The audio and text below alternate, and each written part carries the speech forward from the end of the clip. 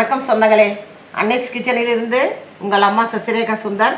இன்றைக்கி நம்ம கிச்சனில் பார்த்தீங்கன்னாக்கா கல்யாண வீட்டு வத்த குழம்பு தான் செஞ்சு காட்ட போகிறேன். அதுக்கு என்னென்ன பொருள் வச்சுருக்கேன்னு பார்க்கலாமாங்க.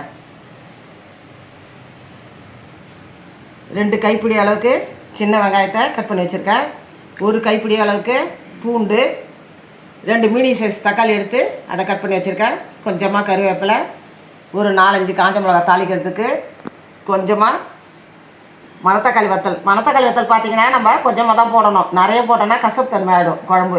அதனால் பார்த்திங்கன்னா 1 டேபிள் ஸ்பூன் போட்டாலே போதும். நம்ம 1 டீஸ்பூன் அளவுக்கு ஜீரகம், 1 டீஸ்பூன் அளவுக்கு கடுகு, 1/2 டீஸ்பூன் வெந்தயம், 1 ஸ்பூன் பார்த்திங்கனாக்கா தனி மிளகாய்த்தூள் எடுத்து வச்சுருக்கேன். அதுக்கு பார்த்தாங்க கொஞ்சமாக வெல்லம், ஒரு பெரிய சைஸ் எலுமிச்சம்பழம் அளவுக்கு புளி எடுத்து நான் கரைச்சி வச்சுருக்கேன்.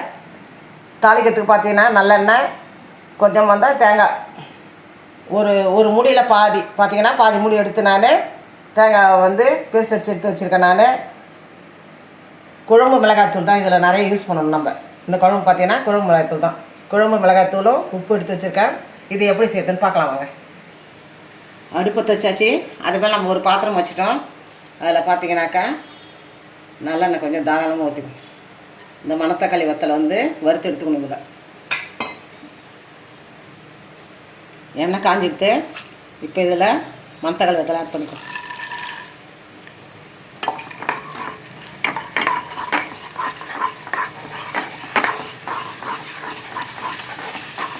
இது நல்லா பொரியணும். பார்த்தீங்கன்னாக்கா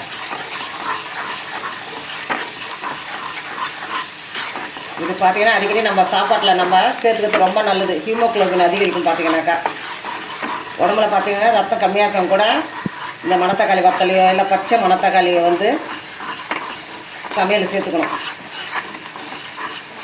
இதை நல்லா நெய்யில் வறுத்து எடுத்து கூட மிளகு எல்லாம் ஆட் பண்ணி சாத்தில் போட்டு சாப்பிட்லாம். பார்த்தீங்கன்னா சும்மாவே சாத்தில் போட்டு பேசி சாப்பிட்லாங்க.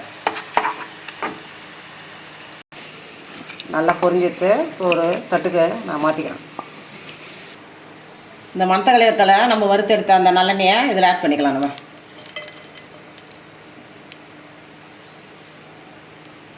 இந்த எண்ணெய் கூட இன்னும் கொஞ்சம் நல்லெண்ணெய் ஆட் பண்ணுங்க. மொத்தம் பார்த்திங்கன்னா 4 டேபிள் ஸ்பூன் அளவுக்கு நல்லெண்ணெய் ஆட் பண்ணிக்கிறேன். நான்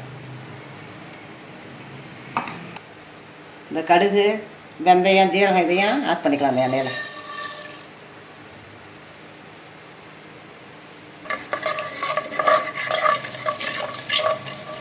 இந்த கடுகு, வெந்தயம், ஜீரகம்லாம் நல்லா பொரிஞ்சதும் காஞ்ச மிளகாய் இதில் நம்ம ஆட் பண்ணிக்கணும். இப்போ இந்த காஞ்ச மிளகா நம்ம ஆட் பண்ணிக்கோம். காஞ்ச மிளகா சேர்க்கும் போது குழம்பு டேஸ்ட் ரொம்ப கூடுதலாக இருக்கும். பார்த்திங்கன்னா நல்லாயிருக்கும். கருவேப்பிலை ஆட் பண்ணிட்டு இப்போ சின்ன வெங்காயத்தை நம்ம ஆட் பண்ணுவோம்.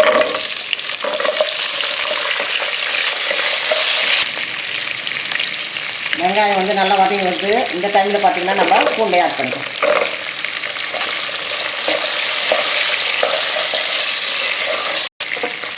இதோட பார்த்திங்கன்னா தக்காளி ஆட் பண்ணிக்கலாம். அதுக்கு நல்லா வதங்கணும். பார்த்திங்கன்னா இந்த வெங்காயம், பூண்டு, தக்காளி எல்லாம் நல்லா வதங்கினதுக்கப்புறம் தான் நம்ம மிளகாத்தூள்லாம் ஆட் பண்ணணும்.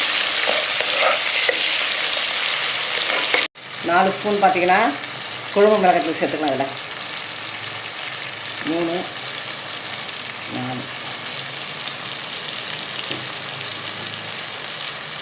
கூடவே பார்த்திங்கன்னா 1 ஸ்பூன் அளவுக்கு தனி மிளகாய்த்தூள் ஆட் பண்ணிக்கலாம்.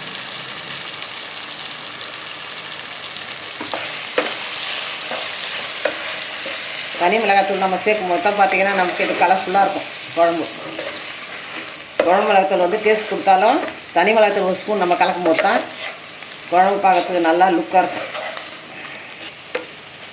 இது பார்த்திங்கன்னா நல்லா வதங்கிடுது. மிளகாத்தூள்லாம் பச்சை வாடை இல்லாத நல்லா வதக்கியாச்சு. இப்போ புளியை நம்ம ஆட் பண்ண வேண்டியோம்.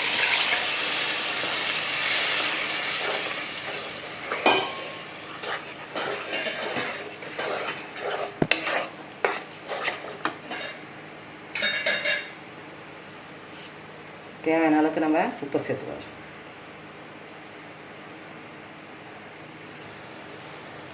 மூடி போட்டுறோம்.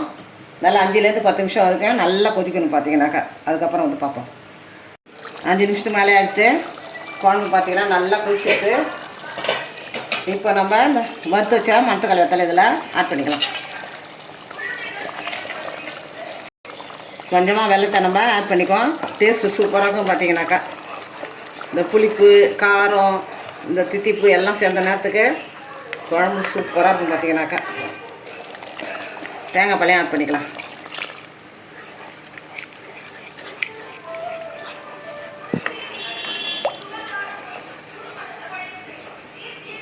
நல்லா 5 நிமிஷம் நல்லா கொதிச்சதும் கருவேப்பிலை கொஞ்சம் போட்டு நம்ம கேஸ் ஆஃப் பண்ண வேண்டியதுதான். தேங்காய் அரைச்சி ஊற்றி நல்லா 5 நிமிஷம் கொதி வந்துட்டு கொஞ்சம் நம்ம இதில் கருவேப்பிலை ஆட் பண்ணிக்கலாம். இறக்கிறதுக்கு முன்னாடி பார்த்தீங்கன்னாக்கா 1 ஸ்பூன் அளவுக்கு நல்லெண்ணெய் ஆட் பண்ணிக்கலாம். இந்த மாதிரி நம்ம சாப்பிடும்போது தான் பார்த்தீங்கன்னா சூப்பராக இருக்கும். இதை நம்ம ஃப்ரிட்ஜில் வச்சுருந்து கூட ஆற விட்டு ஃப்ரிட்ஜில் வச்சுருந்து கூட கொஞ்சம் கொஞ்சமாக எடுத்து சூடு காட்டி 1 வாரத்துக்கு கூட வச்சுருந்து நம்ம சாப்பிட்லாம். இதை அவ்வளோ ஆரோக்கியமானது. பார்த்திங்கன்னா வேற ஒரு பாத்திரத்துக்கு மாற்றி காட்டுறேன்.